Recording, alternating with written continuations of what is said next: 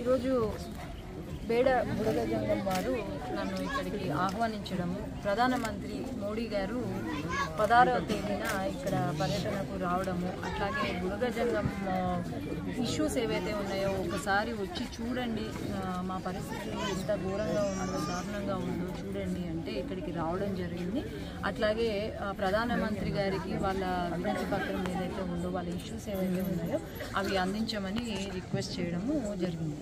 ఇక్కడ బేడ బుడగ జంగం వారు మనకు తెలిసిందే, పోయినసారి తెలుగుదేశం పార్టీ ప్రభుత్వం ఉన్నప్పుడే చంద్రబాబు నాయుడు గారు బుడగ జంగానికి ఎస్సీ క్యాస్ట్ సర్టిఫికెట్ ఇచ్చారు.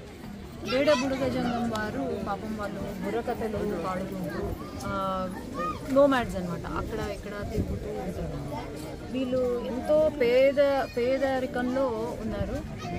ఏంటంటే రోజు బెగ్గింగ్, అడుక్కు తినే పరిస్థితి వీళ్ళకు ఉంది. ఈరోజు మనం పరిస్థితి గమనిస్తే చిన్న చిన్న కొట్టాలు కట్టుకొని గుడిసెలు వేసుకొని వీళ్ళు ఉండడం మనం అందరం గమనించాలి.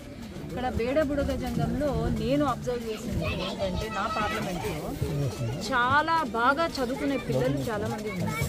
మామూలుగా వీళ్ళ పరిస్థితి ఎంత పేదరికంలో ఉన్నారు అంటే, వాళ్ళు చదువుకోలేని పరిస్థితి, కానీ వీళ్ళు చదువుకొని 100% మార్క్స్ 98%, 99% లేకపోతే స్టేట్ ర్యాంక్స్ కొట్టిన వాళ్ళు ఉన్నారు. కానీ కేవలము ఎస్సీ సర్టిఫికెట్ తీసేసినందుకు కారణంగా వీళ్లకు ఈ పరిస్థితి ఏర్పడింది. పిల్లలకు చదువు దూరమై, ఉద్యోగాలు దూరమై ఎన్నో కష్టాలు పడుతున్నారు. మళ్ళీ ఇప్పుడు కూడా అధికారంలోకి వచ్చిన తర్వాత మొన్న చంద్రబాబు నాయుడు గారు ఖచ్చితంగా ఎస్సీ క్యాస్ట్ సర్టిఫికెట్ మేము ఇస్తాము, ఎస్సీలో చేర్స్తాము అని మాట ఇవ్వడం జరిగింది. అది నేను కూడా పార్లమెంట్లో మాట్లాడడం జరిగింది. పార్లమెంట్ నుండి ఆర్జీఐకి వెళ్ళింది.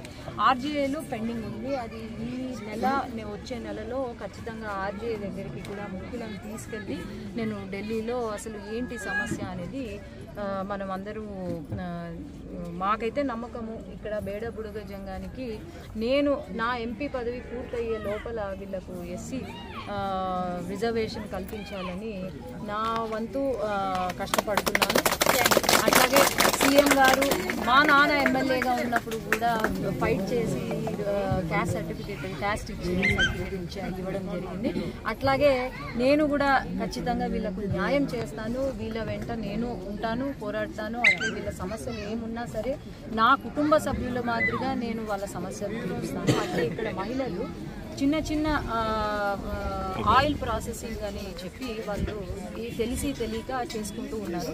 వీళ్ళకు కూడా సెల్ఫ్ హెల్ప్ గ్రూప్స్ ఒక చిన్న ఫ్యాక్టరీ టైప్లో కోల్డ్ ప్రెస్డ్ ఆయిల్స్ అట్లా కొంచెం అవగాహన కల్పించి వీళ్ళతో ఏర్పాటు చేసే ప్రయత్నం అయితే నేను చేస్తాను.